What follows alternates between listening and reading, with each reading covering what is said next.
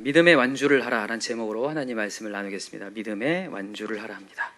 여러분, 인생이 쉬울까요? 어려울까요? 어렵죠. 여러분 얼굴에 써 있네요. 인생이 고달픈 것 같아요. 쉽지가 않습니다. 제가 며칠 전에 색깔로 알아보는 심리 테스트를 한번 해봤어요. 색깔로 알아보는 심리 테스트. 장난삼아 해본 거죠. 근데 이게 굉장히 조금 어느 정도는 설득력이 있다 이렇게 얘기해서 한번 해봤는데 제 상태는 육체적 피로였습니다. 육체적 피로. 거기서 뭐라고 해설해 놓았냐면, 심신이 지칠 대로 지쳐서 쉬고 싶다는 생각이 드는 한편 맡은 일을 성실하게 하지면 안 된다는 생각에 정신적으로 협공을 당하는 상태입니다. 피로감과 의무감, 복종심이 내부에서 서로 갈등을 빚고 있는 상태입니다. 약간 들킨 것 같았어요. 약간 그런 게 있잖아요, 그죠? 근데 이 얘기를 읽으면서 이 심리 테스트가 되게 웃긴 게 뭐냐면, 옆에 내 거 말고 다른 걸 읽어봐도 다 적용이 돼요. 신기하죠? 여러분, 이게 저만의 문제가 아니라고 생각합니다. 심신이 다 지쳐있고 고달파요. 어렵죠. 근데 왜 그런가를 잘 살펴보니까 인생이 내 뜻대로 안 되기 때문에 그래요. 내 뜻대로 뭔가 잘 되고 내가 노력한 만큼 뭐가 열매가 걷어지고 막 되면 여러분 얼마나 재밌습니까? 여러분 아무리 힘들어도요, 재밌으면요 힘들지가 않습니다. 근데 내 뜻대로 안 되니까 그런 거예요. 열심히 설교 준비하고 말씀을 전해도 성도들이 안 변해요. 그러면 이제 그때부터 저는 지치는 거잖아요. 맞습니까? 그죠? 여러분들이 열심히 가서 일하고 왔는데 자녀들이 안 변하고 그만큼 그대로예요. 그럼 여러분 지치지 않나요? 맞죠? 공감이 안 되시나? 그러지 않겠습니까? 그러니까 내 뜻대로 안 된단 말이죠. 그리고 직장도 열심히 일했는데도 일이 뜻대로 풀리지 않고 뭔가 진전이 없고, 또 우리 신앙도 마찬가지예요. 신앙도 뭔가 열심히 해보려고 하는 것 같은데 나는 똑같이 또 그 부분에서 또 넘어지고 있는 내 자신을 보면서 얼마나 내 자신이 미워질 때가 있습니까? 내 자신이. 근데 여러분, 이런 일로 하나님 앞에서 우리가 좌절하고 넘어진다면 우리가 예수를 믿지 않을 수 있다는 거예요, 이게. 여러분, 우리가 예수를 믿는다면 믿지 않은 자와 달라야 되거든요. 그러니까 세상이 이래요. 돈이 좀 있고 뭐가 잘 나가고 내 자식이 좋은 대학 나와서 좋은 직장 다니고 좋은 배우자 만나서 큰 집 안정된 데서 산다, 이러면 막 좋아한다. 여러분, 그게 우리가 좋아하는 것이었다면 그들과 우리는 무슨 차이가 있는 거예요? 여러분, 세상 사람들이 왜 우리에게 손가락질 하냐면 믿는 자와 믿지 않는 자가 다를 바가 없으니까 손가락질 하는 거거든요.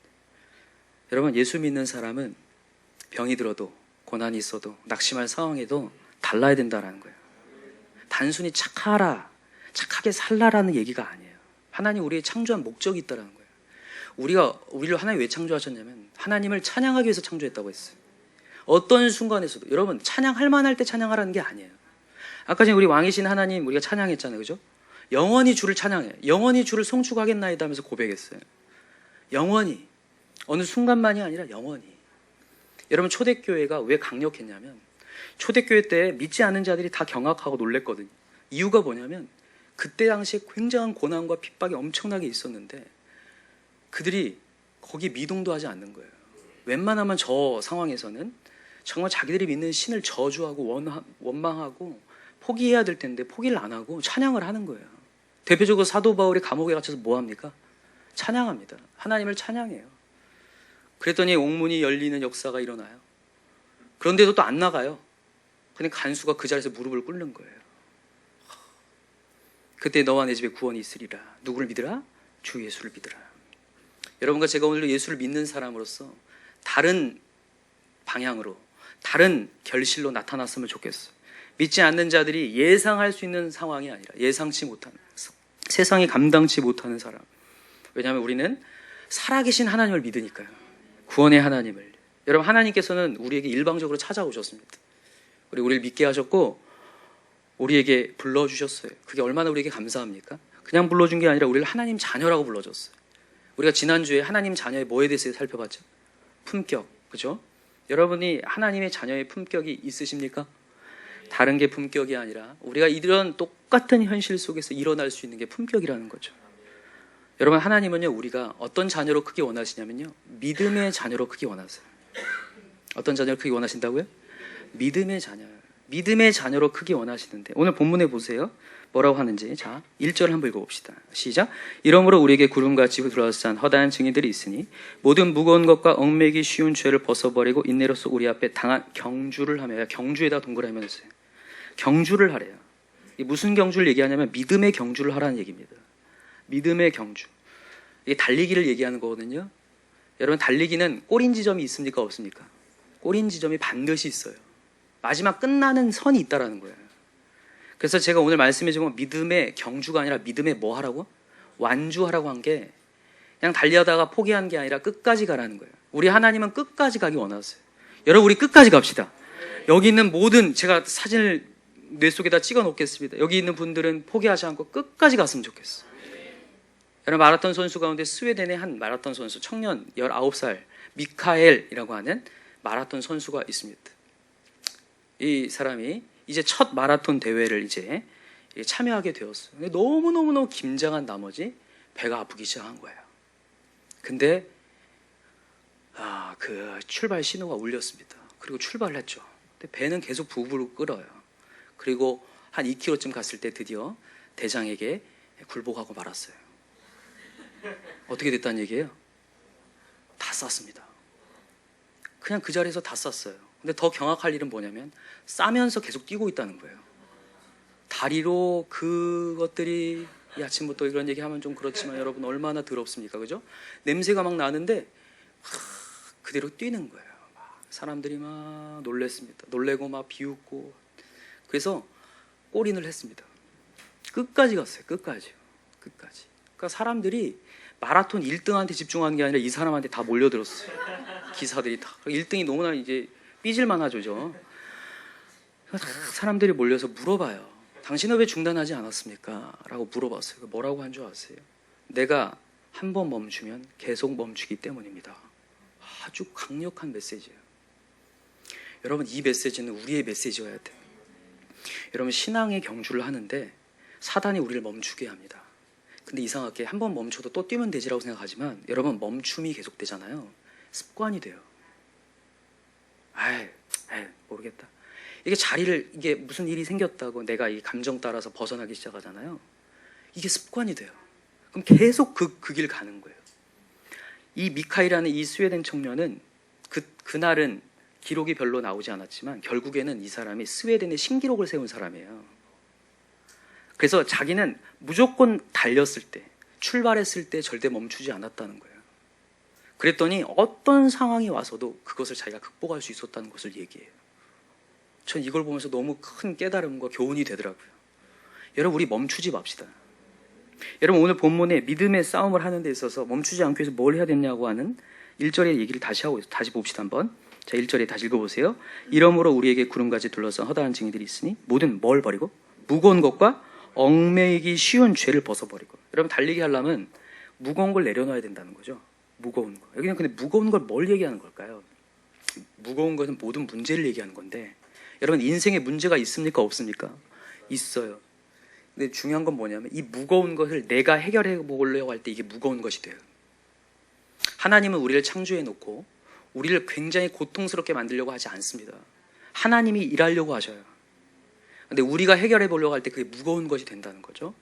그러니까 무거운 것과 얽매이기 쉬운 죄. 이게 죄예요, 죄. 이게 죄가 어떤 죄냐면 얽매이기 쉬운 죄. 기생하고 있는 죄를 얘기해요. 또다시 올라오는 죄. 내가 예배드리고 은혜 받았는데 또다시 가다 보면 똑같은 그 죄악 때문에 넘어지거든. 똑같은 부분에서 넘어져요.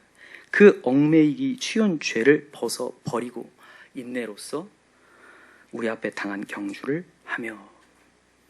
여러분, 오늘도 이 믿음의 싸움을 하셨으면 좋겠습니다. 믿음의 달리기를 하셨으면 좋겠는데 이것을 벗어버리라고 했는데, 여러분, 이게 벗기가 쉽습니까, 어렵습니까? 어려워요. 근데 여러분, 우리 하나님께서는 달리기 하라고 해놓고 저 먼 곳에서 그냥 지켜보는 분 아니라고 했어요. 우리 하나님은 도우신다고 했습니다. 도우시는 하나님. 도우시는 하나님이 너무 성경에 많이 나와요. 게다가 예수님이 올라가시면서 누구 보내셨죠? 성령님. 성령님의 별명이 뭡니까? 보혜사입니다. 무슨 뜻이에요? 보호자, 돕는 자란 뜻이에요. 파라클레토스, 돕는 자란 뜻이에요. 하나님 우리 도우시겠다는 거예요. 너 무거운 거 내가 해결하겠다. 너 얽매이지기 쉬운 죄 내가 사하겠다라는 거예요. 그래서 여러분과 제가 오늘 누구 바라봐야 되냐면 예수 바라봐야 돼요. 자, 2절 읽어보세요. 2절 시작. 믿음의 주요 또 온전하게 하시는 이인 예수를 바라보자. 아멘. 오늘도 온전하게 하신 예수 바라보세요. 근데 여기에 믿음의 주라는 단어가 참 웃겨요.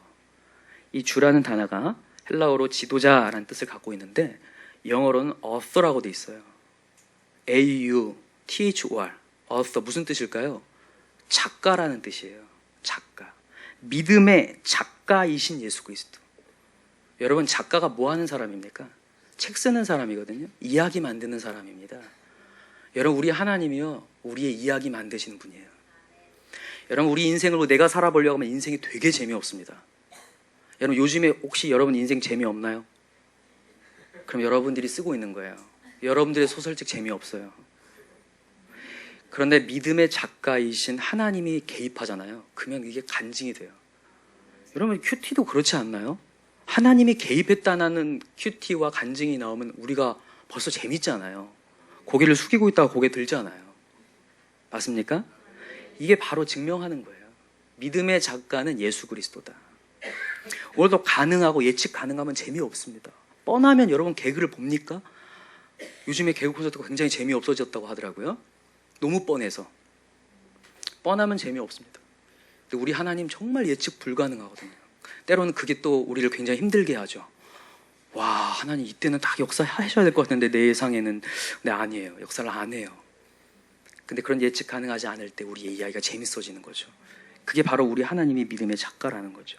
그래서 오늘도 작가 되시는 예수님께 우리의 이야기를 드립시다. 맡겨드릴 때에 정말 아름답고 재미있는 이야기로 쓰실 거라는 거예요. 오늘도 여러분 믿음이 부족하고 내 삶이 연약하다면 오늘도 온전케 하신 예수 바라봅시다. 그리고 우리 주변에 있는 영혼들이 믿음이 부족하여 맨날 넘어진다. 그 영혼을 위해 중보해야 돼요. 주님, 저 영혼을 키워주십시오. 자라게 해주십시오.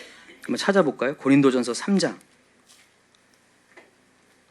고린도전서 3장. 잘 알고 있지만 한번 찾아봅시다.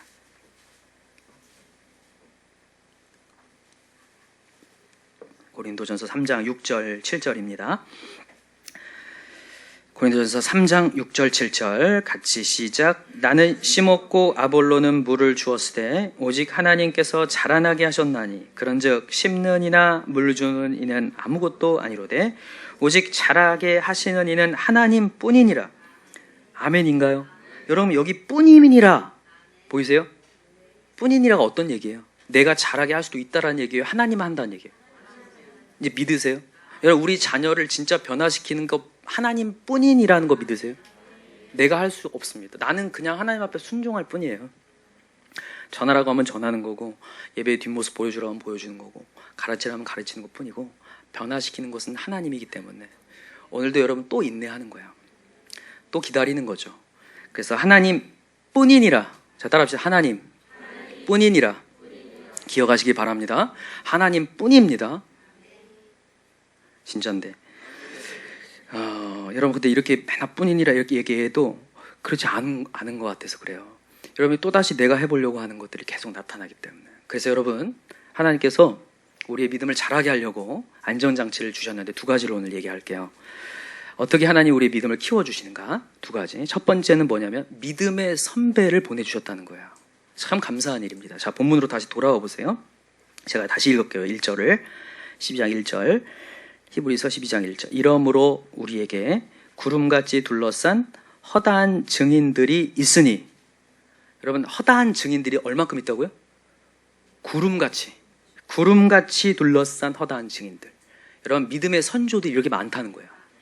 여러분, 이 12장 전에 11장은 무슨 장이라고 하죠? 믿음장. 믿음의 역사를 쓴 조상들의 얘기를 쭉 하고 있습니다. 그죠? 아벨부터 시작해서 누가 나옵니다. 에녹, 노아, 아브라함 쭉쭉 나옵니다. 그죠? 그 믿음의 선배들에 대한 얘기를 쭉 하는데, 성경 66권인데 성경은 어떤 두 부류의 사람으로 나누어요. 하나는 하나님을 믿고 쓴 믿음의 발자취와 믿지 않는 사람들이 쓴 믿지 않는 자의 발자취로 나눠져 있어요. 믿는 자는 영광을 보고 하나님의 역사를 보고 구원을 보고 마지막에 결국에는 환희를 향하여서 나아가는 믿는 자들의 모습과 그렇지 않는 모습으로 딱 나누어지거든요.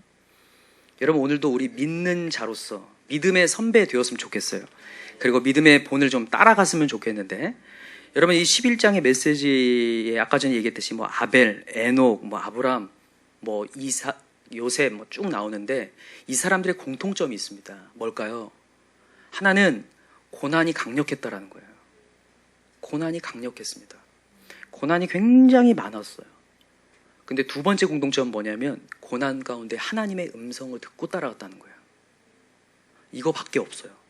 그들이 뭐 실력이 있었고 대단했고 이런 거 하나도 없습니다. 제가 이전에도 얘기했어요. 성경은 절대 무순전이 아니라고. 위인전 아닙니다. 위인전 아니에요. 그들도 똑같은 성정을 가진 사람들일 뿐이에요. 근데 고난이 왔고 그 고난 가운데 하나님의 음성을 듣고 움직인 것밖에 없다는 거예요. 자기가 주인이 될 수 있는 곳에서 자신이 주인이 되지 않고 또다시 엎드렸다는 거예요. 제가 아벨의 제사 지난 새벽에 말씀드렸죠. 아벨의 제사가 왜 더 나은 제사냐면 자기가 주인이 되지 않았다는 거예요. 자기가 엎드려서 하나님 받으시옵소서. 그러나 그의 형이었던 가인은 자기의 제사를 받지 않아 분노했어요. 왜냐? 그 의자에 누가 앉아 있으니까요. 자기가 주인 돼 있으니까. 하나님의 음성을 들을 만한 그런 자세가 아니었던 거죠. 여러분과 제가 오늘도 고난이 닥쳐왔을 때 내 자신을 부인해내는 거. 여러분 우리 근데 인생의 최고의, 여러분 여기 있는 모든 성경의 인물 가운데 최고의 선배는 누구실까요? 예수 그리스도인 줄 믿습니다. 오늘 본문의 그 내용을 해요. 자, 2절을 한번 읽어보세요. 2절 시작. 믿음의 주여 또 온전하게 하신 이 예수를 바라보자. 그는 그 앞에 있는 기쁨을 위하여 십자가를 참으사 부끄러움을 개의치 아니하시더니 하나님 보좌 우편에 앉으셨느니라. 아멘. 여기에 뭐가 중요한 부분이냐면 십자가를 참으사 부끄러움을 개의치 않으셨다. 이 부분이 되게 중요한 부분이에요. 부끄러움을 개의치 않았다. 이게 무슨 뜻이냐면요. 자존심을 내세우지 않았다라는 말이에요. 여러분 우리가 믿음의 경주를 하다가 왜 포기하냐면요. 자존심 때문에 포기하는 거예요. 내가 왜 이런 소리 들어가면서 신앙생활을 할까? 이러면서 포기하거든요. 예수님이 이 땅에 와서 십자가 달리기 전까지 너무나 많은 유혹이 있었고 너무나 큰 고초를 당했어요. 네가 하나님 아들이면 내려와라. 베드로나 제자들까지도 얘기했어요. 내가 도와주겠다. 내가 당신을 보호해 주겠습니다. 그의 사명을 감당하기 위해서 그는 부끄러움을 개의치 않으셨다는 거예요. 자존심을 내려놨다는 거예요. 여러분 이게 너무 중요한 부분입니다. 여러분 우리가 결국에는 자존심 때문에 화를 내는 거예요. 자존심 때문에 때려치는 거거든요. 여러분 그 자살하는 사람들 왜 자살하는 줄 아세요? 자존심이 실추돼서 자살하는 거예요. 명예가 실추되었어. 여러분 바보는 자살하지 않습니다. 자기가 뭔지 모르는 사람은 자살하지 않아요. 자기의 자아가 강한 사람일수록 자살하거든요. 자기가 이렇게 깨끗한 사람이었는데 내가 이렇게 흠이 나다니 난 이럴 수 없어. 그래서 자기를 죽이거든요. 여러분 오늘도 우리 부끄러움을 개의치 않으신 예수님을 따라갑시다. 그래서 우리가 해야 될 게 뭐냐면 예수님이 뭐라고 하셨냐면 네가 내 제자가 되려고는 자기를 부인하라고 했어요. 너 이런 일 당할 수도 있고 저런 일 당할 수 있어. 여러분 우리가 이 신앙의 선배가 있다는 게 왜 이렇게 감사한 줄 아세요? 우리가 고난을 당하고 있을 때 어떻게 해야 되는지를 이 선배들 통해서 알 수도 있지만 더 중요한 게 뭐냐면 나만 겪는 고난인 줄 알았는데 나보다 더한 고난을 당하는 거 보면서 위로가 되기 때문에 감사한 거예요. 이야, 더한 사람이 계시네. 성경은 항상 나보다 더한 사람이 있습니다. 항상. 맞습니까? 성경이 진짜 놀라운 게 뭔지 아세요? 이렇게 조그만 한 권인데 다 있어요. 정말 딱 들어가 있어요. 여러분 우리가 지금 고난당하고 있고 문제가 있다고 하지만 문제는 거의 대부분 5가지 안에 포함됩니다. 뭐냐면 자 보세요 한번. 관계의 문제고, 두 번째 자녀의 문제, 있고 없음의 문제, 미래의 문제, 질병의 문제. 이 5가지예요. 혹시 이거 말고도 또 다른 문제를 갖고 있다. 다 이 5가지 안에 포함됩니다. 아닙니까? 맞습니다. 근데 성경의 인물 가운데 문제 없는 사람이 있었을까요? 다 문제가 있었어. 시기를 당했고 억울한 누명을 쓰기도 하고 아들에게 쫓겨다니기도 해요.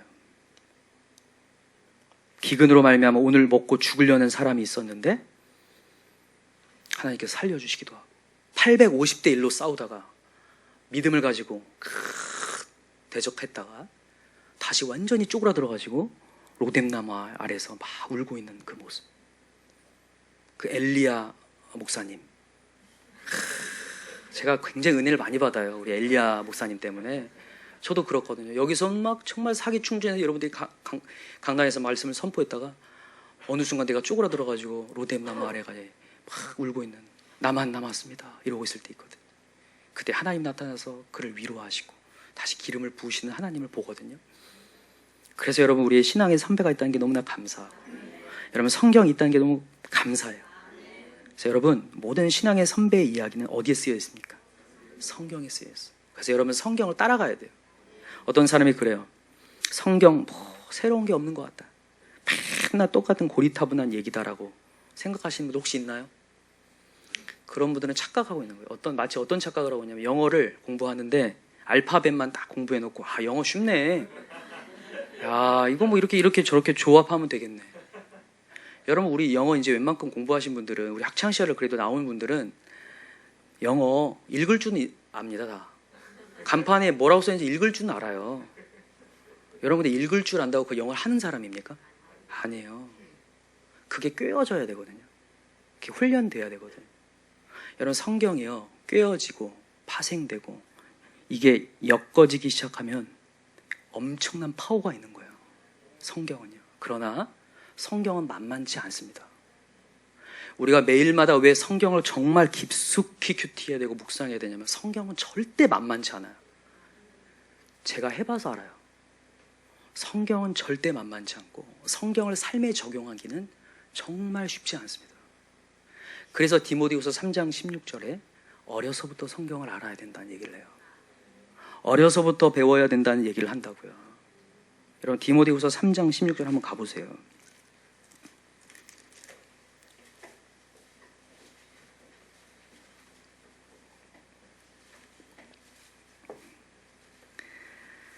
디모데후서 3장 16절. 자, 15절부터 읽어봅시다.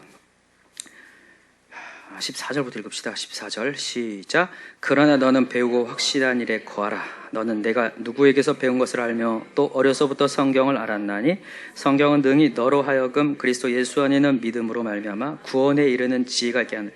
뭐가 지혜가 있게 한다고요? 그러니까 뭐가요? 성경은 너로 하여금 그리스도 예수 안에 있는 믿음으로 말미암아 구원에 이르는 지혜가 있게 한다고요. 믿으십니까? 정말입니다. 그래서 여러분, 성경을 정말 깊게 가야 되는데, 자 16절 시작. 모든 성경은 하나님의 감동으로 된 것으로 교훈과 책망과 바르게 함과 의로 교육하기에 유익하니, 이는 하나님의 사람을 온전하게 하며 모든 선한 일을 행할 능력을 갖추게 하려 함이라. 아멘. 우리가 나가서 선한 일을 행할 능력을 갖추게 하기 위해서 어려서부터 성경을 정말 점여야 돼요. 밑바탕에 아예 가치관을 깔아야 되거든요. 근데 이게 만만치 않다니까요. 정말 저변에 정말 깔리기가 쉽지 않아요. 어느 순간 세상의 가치관이 깔려 있어서 바라볼 때에, 어떤 문제를 바라볼 때에 세상으로 판단해요. 하나님으로 판단해야 되는데, 여러분 오늘 우리 성경의 메시지를 다시 한번 더 주목합시다. 큐티가 살아났으면 좋겠어요. 오늘도 우리가 큐티를 이제 오늘도 판매하는데, 여러분 큐티를 다 가져가시기 바랍니다. 다 갖고 가셔서, 안 하더라도 갖고 가세요. 갖고 가셔서 어느 순간 하게 될 날이 올 줄 믿어요. 정말 여러분, 다시 한번 큐티가 살아났으면 좋겠어요. 말씀이 다시 살아나야 돼요. 우리 교회에 선한 능력을 행하려면 말씀이 살아나야 되고 가까이 가야 됩니다. 주일날 말씀으로 절대 안 됩니다. 얼마나 잘 잊혀지는지 모르겠어요. 그래서 여러분 다시 한번 말씀으로 갈 수 있었으면 좋겠고요. 우리 아이들이 가르쳤으면 좋겠어요.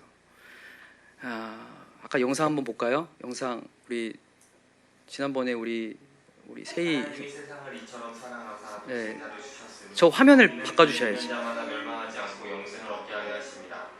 히브리서 4장 12절. 하나님의 말씀은 살아있고 활력이 있어 좌우의 날선 어떤 검보다도 예리하여 혼과 영과 및 관절과 골수를 찔러 쪼개기까지 하며 또 마음의 생각과 뜻을 판단하나니. 야고보서 4장 7절에서 8절. 그런즉 너희는 하나님께 복종할지어다. 마귀를 대적하라.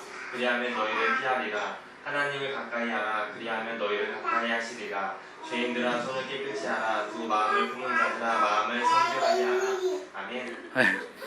여러분, 제가 이거 왜 보여줬냐면요, 다른 하나님 감사합니다. 우리를 구원하신 예수님이 십자가에 못 박히시고 우리 위해 새 주말 자고 일어나셨습니다.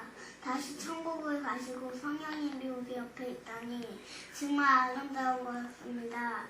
주혁이는 옛날처럼 우리처럼 말을 잘 듣고 이런 멋진 어린이가 돼서 유치원을 나가고 있습니다. 어린이집 다녔다가 유치원을 다니고 우리가 진짜 생활하는 좋은 그 몸이 아름답게 변해서 주혁이 몸이 하나 둘 셋 크면서 예배를 도전하는 주혁이가 되게 해주세요. 주혁이는 맨날 꼬마 의자에 앉아서 혼자 예배할 때 놀기만 하고 그렇기 때문입니다. 그렇지만 주혁이는 나처럼 유아실에 앉아서 혼자 못 예배합니다. 왜냐면 전 선생님이 있고 형규가 있고 또 승리가 있고 또 하민이가 있기 때문입니다. 대박. 우리 아이가 믿음에 이르는 구원을 받고 믿음을 안 잃고 그 지옥 가는 것도 알아봤습니다. 지옥을 가면은 우리가 진짜 생활을 못하고 우리 십자가에 하나님이 십자가에 못 박히신 것처럼 우리도 못 박힐 수 있는데 여기까지. 여러분 이거를 제가 왜 보여드리냐면 그냥 뭐 아이가 뭐 저렇게 기도하니까 기특하다 이렇게 얘기하려고 지금 저걸 보여드린 게 아니라 여러분 우리 아이들 때 저거를 가르쳐놔야 아이들이 바탕이 깔린다는 거예요. 아까 전에 승리 봤죠. 아버지가 얘기하니까 자기도 막 해보려고 그러잖아요. 전혀 말 못하는 애인데 자기도 읽는 거예요. 여러분 근데 저게요 그냥 이렇게 넘기시면 안 돼요. 저러다가 가는 거예요. 저러다가 정말 이게 들려오기 시작하고 귀가 뚫어지는 역사가 일어나요. 자, 잠언 22장 6절을 한번 보세요.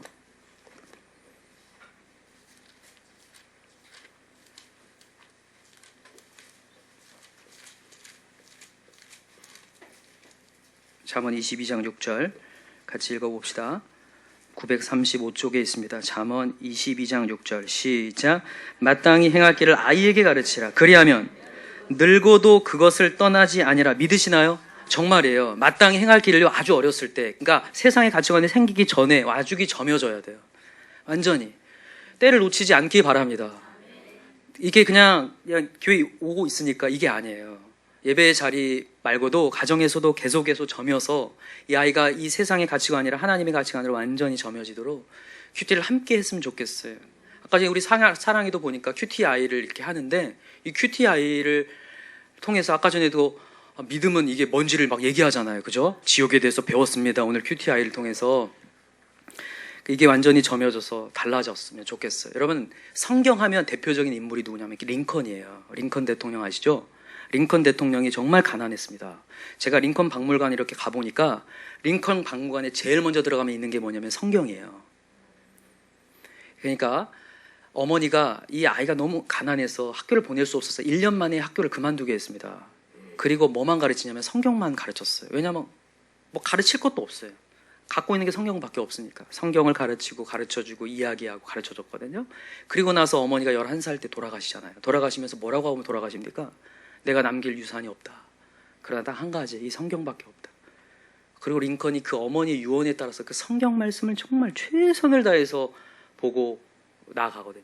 그리고 링컨이 그 저변이 완전히 성경적 가치관이 세워지니까 어떠한 세상의 문제도 다 성경으로 해석을 해요. 그래서 노예 해방을 하기 시작하고 자기에게 적이 굉장히 많았거든요. 모두 적을 동시로 만든 사람이 링컨이잖아요. 이게 바로 성경적인 가치관 때문에 이렇게 된 거거든요. 성경이 만만치 않지만 어렸을 때 할 때에 분명히 그렇게 자라나는 아이가 될 줄 믿습니다. 링컨이 이런 명언을 남겼어요. 성경을 늘 펴고 있으면 그대의 천국 가는 길도 항상 펼쳐질 것이다. 다시 합시다.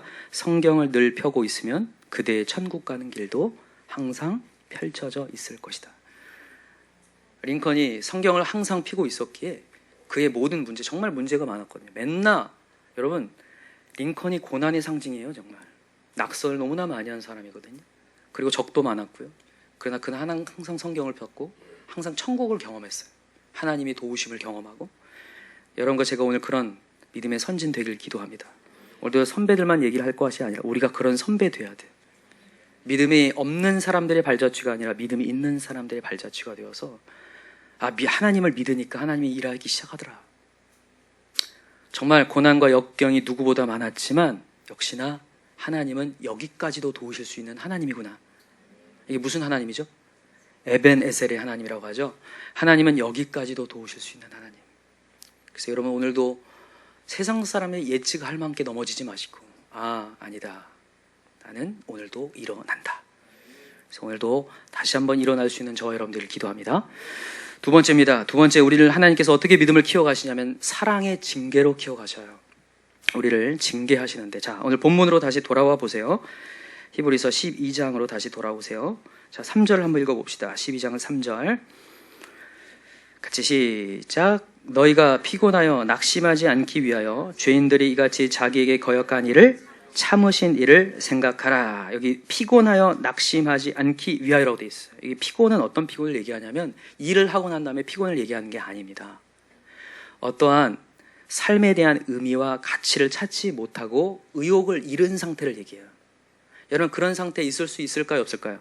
있어요. 의욕을 잃을 수 있습니다. 우리가 왜 살아야 되지? 열심히 하다가 열정이 사그라져 버리는 상태에 있을 수 있어요. 근데 우리 예수님께서 그들을 위해서 참으신 일을 생각하라. 여러분 예수님이 우리를 참아주신대요. 의욕을 잃어서 이러고 있을 때 우리를 버리시는 게 아니라 참아주신다고요. 근데 이걸 착각하지 마세요. 우리가 잘못된 길을 가는데 그냥 내버려 둔다는 말이 아니에요. 포기하지 않는다는 말이에요. 포기하지 않고 뭐 하실까요? 때로는 징계하십니다. 우리를 뭐 하시기 때문에? 사랑하시기 때문에. 우리를 사랑하시기 때문에 징계하셔. 여러분 징계라는 말을 헬라어로 찾아보니까 파이데이아라고 합니다. 이 파이데이아라는 뜻은 어디에서 온다는 하면 파이아라고 하는 아이에서 온 말이에요. 여러분 우리 아이들은 훈육해야 됩니다. 제대로 된 삶을 살게 하기 위해서 가르쳐야 되죠. 그러니까 하나님의 징계는요, 우리를 형벌하기 위해 있는 게 아니라는 거예요. 우리를 훈련시켜서 제대로 된 삶을 살게 하려고 징계하신다는 거예요. 믿으시나요? 그래서 훈육이란 뜻이 있고 연단이란 뜻이 있어요. 여러분과 제가 오늘도 훈련받고 연단 받아야 될 줄 믿습니다. 여러분도 우리 훈계 받아야 되고 징계 받아야 된다는 것을 여러분 느껴지시나요? 인간은요 매우 완악해요.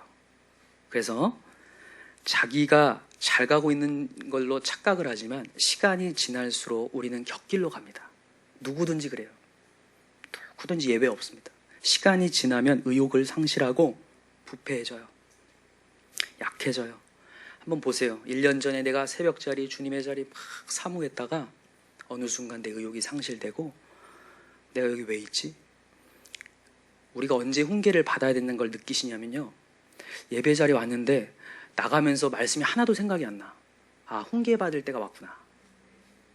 정말이에요. 진짜로 고난 가운데 있고 어려움 가운데 있잖아요. 말씀이 다 들려옵니다.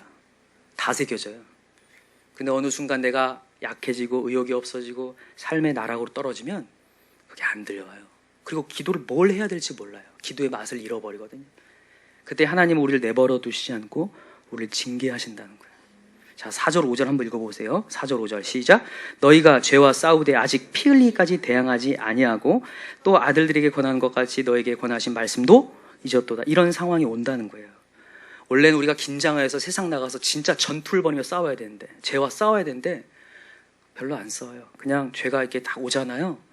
그럼 오늘은 좀 눈 감아 주시겠지. 피 흘리기까지 안 싸우고 긴장하지 않고 그걸 끊어내려고 하고 그냥 좋은 게 좋은 거다. 친구들이 요구하고 유혹하면 그냥 가는 거예요. 그 자리로 가는 거예요. 피 흘리기까지 안 싸워요. 그러면 또 자빠졌다고 그냥 똑같은 생태를 계속 반복해요. 신앙이 성장이 안 되고 그런 상태가 이른다는 거예요. 그래서 잊었도다, 말씀을 잊었도다, 그런 상태가 이른다는 거죠. 제가 이전에 이제 우리 교회를 다니다가 강원도로 이사 가신 분이 있는데 그분이 이제 지금 굉장히 신앙이 좋아지셔서 지금 이제 새벽 말씀도 보내달라고 해서 새벽 말씀도 이렇게 보내드리고 있는 분이 있는데 이분이 성령도 체험하고 병도 치유받은 그런 분이에요. 근데 어느 순간 이제 자기 삶에 있다 보니까 신앙이 느슨해지기 시작했어요. 그래서 이제는 열심히 다니는 게 아니라 주일만 잠깐 갔다 오는 거예요. 그리고 어쩔 때는 주일도 한 번씩 빠지고. 근데 마음 가운데는 계속 뭐라고 생각이 드냐면 이러면 안 되는데, 이러면 하나님 한 번 치실 것 같은데. 이게 한 3년이 지속된 거예요. 그 사람도 지도가 좀 와야 되는데. 근데 우리가 그렇다니까요. 계속 가야 되는데 칠 것 같은 거예요. 근데 결국에는 이분이 진단을 받아보니까 유방암 3기를 걸렸어요. 근데 결과가 딱 나오는 순간 딱 느껴지는 거예요. 하나님이 치셨구나. 그때서야 그가 돌아와요. 그리고 주님 앞에 엎드리는 거예요. 하나님 앞에 엎드려. 주님, 죄송합니다. 제가 그 간증을 들으면서 느끼는 게 그거예요. 인간의 고집이 정말 셀 수 있구나. 하나님이 오라고 계속해서 얘기하시는데 그걸 듣지 못하고 계속 빼는 거예요. 그리고 고난이 와봐야 깨닫는 거죠. 근데 이게 하나님 말씀에 있어요. 그죠? 시편 119편을 한번 가볼까요? 67절. 시편 119편 67절입니다.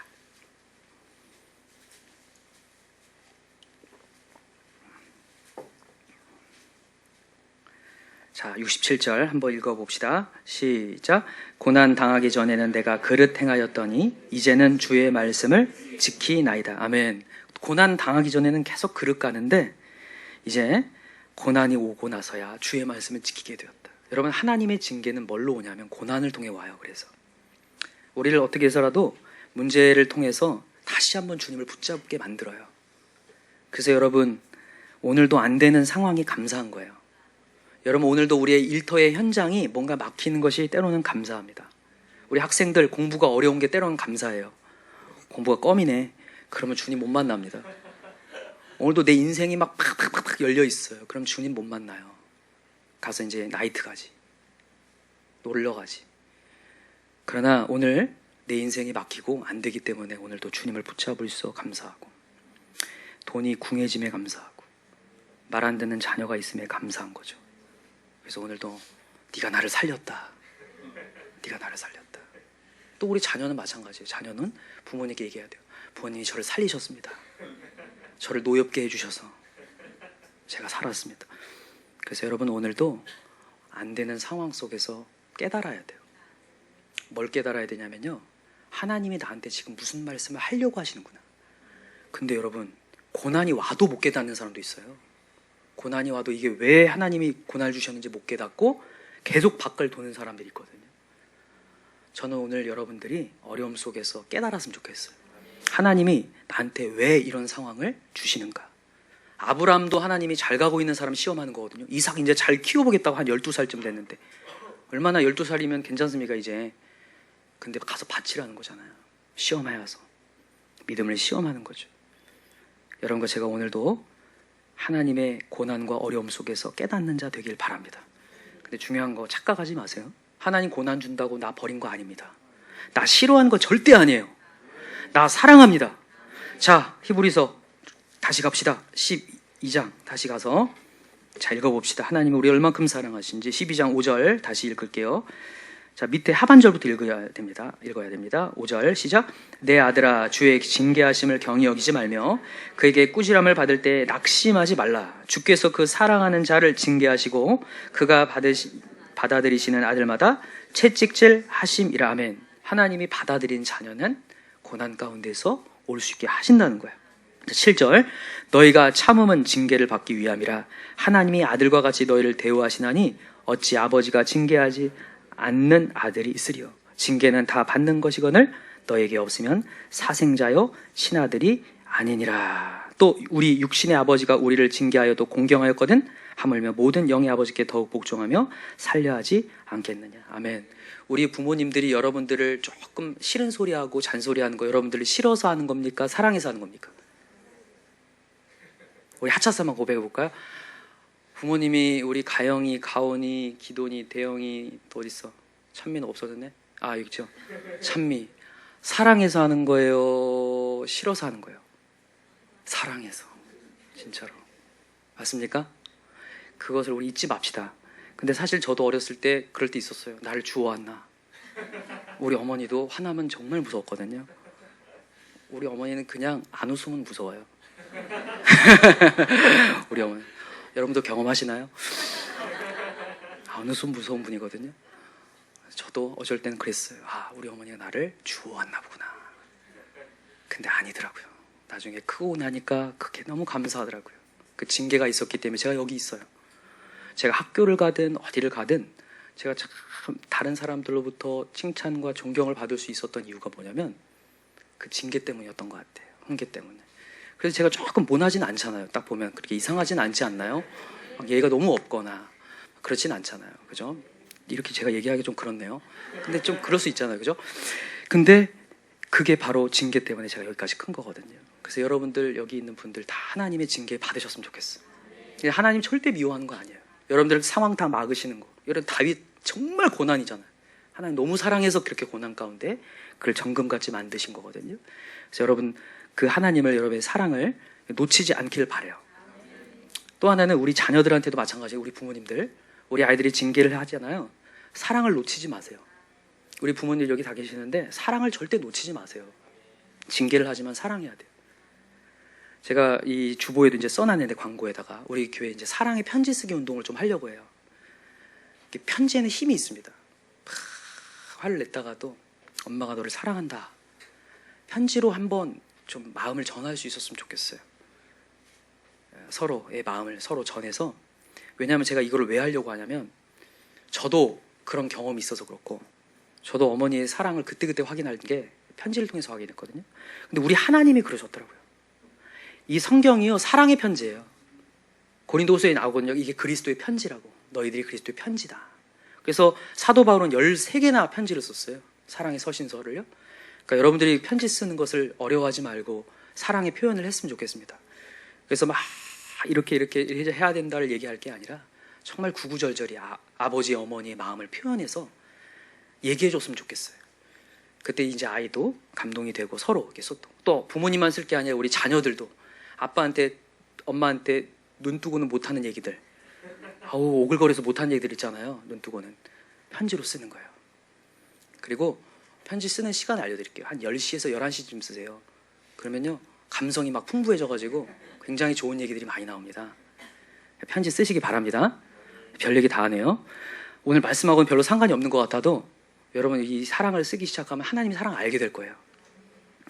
여러분 아무튼 하나님은 징계를 통해서 우리를 사랑하신다는 거, 우리를 바른 길로 가게 하신다는 거. 자 11절 보세요. 하나님이 무슨 열매 거두려고 하신지. 자 11절 시작.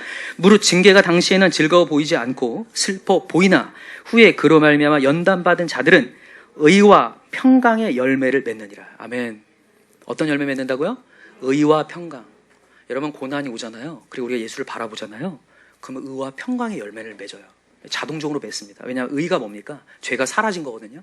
내가 고난받아서 죽게 있잖아요. 내가 죄질 시간도 주님 앞에 있게 되면서 의가 돼버려요. 나도 모르게. 느껴지시나요? 고난 없을 때는요 맨날 죄질 생각만 해요. 아유 또 저거 지웠던 것도 다시 깔고 또 안 나갔던 것도 다시 나가게 되는데 고난이 오면 주님 앞에 있게 되면서 의가 되거든요. 또 하나는 뭐가 있다고 했어요? 평강이요. 평강. 내 마음에 평강이 찾아와요. 여러분 기도의 자리에 있으면요 그 모든 문제가 아니게 돼버려요. 진짜요. 그러니까 기도를 한번 제대로 해보세요. 문제가 아니게 되면서 내 마음에 평안이 와요. 여러분 평안하면 끝난 겁니다. 평안하면요 진짜 어떤 문제도요 이길 수 있는 힘이 돼요. 이게 내가 불안하니까 이 문제가 진짜로 막 이상하게 돼버리고 너 주변에 있는 사람들을 힘들게 만드는 거지, 내가 평안하면 끝나거든요. 의와 평강의 열매를 거두신다. 오늘도 그 하나님을 여러분 믿으셨으면 좋겠습니다. 자 12절 읽어봅시다. 시작. 그러므로 피곤한 손과 연약한 무릎을 일으켜 세우고 너희 발을 위하여 곧은 길을 만들어 저는 다리로 하여금 어그러지지 않고 고침을 받게 하라. 아멘. 여기 피곤한 손은 어떤 손인지 아시겠죠? 의욕을 잃은 손이에요. 열정을 잃어버린 손. 아유 아무리 해도 안 되는구나. 연약한 무릎, 약한 다리, 일어나기도 힘든 내 마음을 얘기하는 거죠. 그것을 일으켜 세우라는 거예요. 그리고 곧은 길로 가라. 하나님은 지금도 우리를 곧은 길 가게 하셔요. 근데 여기 보면 맨 마지막에 고침을 받게 하라 동그라미 해놓으세요. 이게 저는 다리로 하여금 삔 다리를 얘기하는 거예요. 우리가 어느 순간 또다시 내 생각 속에서 고난이 와서 쓸데없는 생각으로 낙심하거나 이렇게 갈 때에 고침을 받으라는 거예요. 여러분 오늘 고침 받읍시다. 아, 하나님 살아계시는구나. 아, 하나님 붙잡으면 되는구나. 오늘 고침 받았으면 좋겠어요. 마지막으로 제가 예발 하나 하고 마칠게요. 여러분, 시선이라는 찬양을 지으신 김명선 간사에 대한 얘기를 제가 이전에도 한번 했어요. 근데 이 간증을 한번 제가 더 디테일하게 보니까 정말 귀하더라고요. 이 김명선 간사님이 어렸을 때 되게 가난했습니다. 너무너무 가난해서 의지할 게 없다가 친구를 통해서 전도를 받고 이제 학창 시절에 예수를 만나게 됐어요. 그래서 가난 가운데 하나님께 외치는 거예요. 하나님, 저를 도와주세요. 저를 대학에 보내주세요. 막 기도를 통해 하나님의 대학을 보내주셨어요. 대학에서 이제 그 공동체에 들어가게 됐고 기독교 동아리에 들어가게 됐고 거기서 찬양 사역자로 이제 헌신을 하게 됩니다. 예수 전도단. 그리고 나서 이제 27살 때 굉장히 좋은 남자를 만났어요. 선교사로 헌신하는 그 남자는 자기 부모님 같지가 않은 거예요. 부모님은 가난하니까 얼마나 안 좋은 소리를 하고 막 자기를 이렇게 했는데 이 남자는 항상 좋은 얘기하고 사랑 얘기를 하고 너무 행복하잖아요. 그리고 나서 결혼을 하고 행복하고 안정감을 느낄 때에 이전의 열정이 막 사그라드는 거예요. 자기가 정말 하나님 앞에 헌신하고 이렇게 살겠다고 했던 게 막 사그라드는 거예요. 너무 행복하니까. 그때 이제 기도를 하는 거예요. 하나님, 아직도 주님 제가 필요하세요? 그랬더니 하나님께서 얘기하시는 거예요. 명선아, 어떤 상황이든지 다른 사람과 나라를 위해 기도하는 것을 멈추지 마라. 기도하는 것은 너이지만 일하는 것은 나란다. 그러니까 어떤 평안한 상황 속에서도 기도를 멈추지 말라는 거예요. 중보기도를. 그리고 난 다음에 얼마 지나지 않아 남편이 가난 말기 판정을 받습니다. 그리고 나서 이제 기도를 해요. 김명선 이 간사님이 뭐라고 하냐면 자기는 어렸을 때부터 기도하면 하나님이 다 들어주셨다는 거예요. 그렇기 때문에 지금도 들어줄 수 있다. 남편을 막 힘을 주면서 될 수 있다. 근데 아무리 기도해도 호전이 안 돼요. 점점 나빠지면서 김명선 간사님의 기도가 달라지는 거예요. 하나님 왜 그러십니까? 불평이 계속 나오기 시작해요. 이제 남편이 죽기 직전이 됐는데 하나님 제발 살려달라고요 막 부르짖고 있는데 어떤 전도사님이 옆에 와서 딱 치는 거예요. 간사님, 하나님이 지금 말씀하시네요. 뭐라고 말씀하시냐면, 자매님, 하나님이 이제 남편을 하늘나라로 데려고 가시려고 해요. 자신의 품에 안으시려고 하는데 왜 놓아주질 않으시나요? 이게 하나님의 뜻인데 왜 아직도 고집을 부리시나요? 그 얘기를 딱 듣는 순간, 아직도 내 고집으로 기도했구나. 그리고 나서 하나님 알겠습니다 하고 하나님 뜻대로 하세요 하는 순간 그 거짓말같이 남편이 이제 돌아가셨어요. 천국으로 갔어요. 이분이 이제 간직을 하면서 이 얘기를 하는 거예요. 예전에 하나님의 영광을 위해서 제가 살겠다고 했는데 하나님의 영광이 이런 건 줄 알았대요. 자기가 기도하면 다 들어주시는 하나님. 그리고 들어주시는 걸 간증하는 게 하나님의 영광인 줄 알았다는 거예요. 그게 아니라 하나님은 지금도 일하고 계시고 하나님이 이렇게 가라고 하면 내가 이렇게 가는 게 하나님의 영광이구나. 새롭게 깨달은 거예요. 여러분과 제가 오늘도 우리의 인생을 해석할 수 없을 수 있습니다. 해석이 안 되는 경우가 있는데 오늘도 그럼에도 불구하고 하나님은 선하시고 하나님은 우리를 더 나은 본향으로 데리고 가실 수 있는 분이다. 오늘도 그것을 인정하는 게 하나님의 영광이에요. 내 뜻대로 안 된다고 막 투정 부리고 불만이 아니라 오늘 또 기도하는 거예요. 하나님, 이렇게 해주십시오. 그러나 내 뜻대로 마옵시고 아버지 원대로 하여 주옵소서. 이게 진짜 기도라는 거죠. 여러분과 저희가 오늘도 믿음의 완주를 하는데 우리에게 해석되지 않는 문제들 속에서 하나님을 저버리고 싶은 생각이 들 때도 있고 고개를 떨고 싶을 때도 있는데 아닙니다. 하나님은 여전히 선하시고 여전한 구원자가 되셔서 지금도 우리를 천국으로 인도하고 계셔요. 여러분, 이 김명선 간사님의 남편분 천국 갔을까요? 안 갔을까요? 천국 갔죠. 더 좋은 데 갔죠. 하나님이 지금 부르시겠다는데 수긍해야죠. 그리고 오늘 남은 여생 우리는 최선을 다해서 우리의 사명을 감당해야죠. 그리고 오늘도 무너지지 말고 또다시 주님 붙잡아야죠. 그래서 여러분, 오늘도 우리 온전케 하시는 예수 바라봅시다. 시간 기도할까요? 간절히 기도했으면 좋겠는데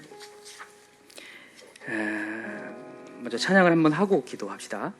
시선이라는 찬양 같이 했으면 좋겠는데 이 찬양은 저도